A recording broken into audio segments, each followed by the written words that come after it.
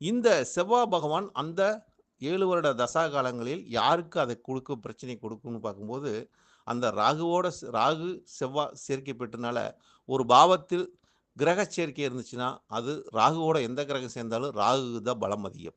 அப்ப இங்க ஏன் செவ்வாய் திசையில குடுக்கல, ராகு திசையில குடுத்துச்சுன்னு சொன்னாங்க. அப்படின்னு பார்த்தா, அதனால அந்த அந்த வீட்டுக்கு உண்டான பலனை செவ்வாய்க்கு பதிலா ராகு எடுத்துக்கிட்டார். அப்ப ராகு பகவான் அங்க அந்த பாவத்தில் செவ்வாய், குருவோட சேர்ந்தனால, ராகுவோட ஆதிக்கம் அங்க அதிகமா இருக்குது.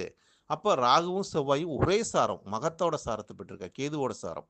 அப்ப கேதுங்கிறது முன்வகை அதாவது பரம்பரை நோய் என்று சொல்லக்கூடிய பரம்பரை வியாதி என்று சொல்லக்கூடிய தன்மையை அந்த ராகு, அந்த கேதுவோட சாரத்தில உட்கார்ந்தோனே செவ்வாய் ரத்த வழி வந்து உறவை சொல்லக்கூடிய தன்மையும் இங்கு எடுத்து காட்டுது.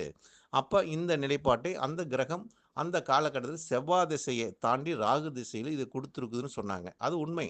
இதுதான் இதத்தான் நம்ம அனுபவ ரீதியாக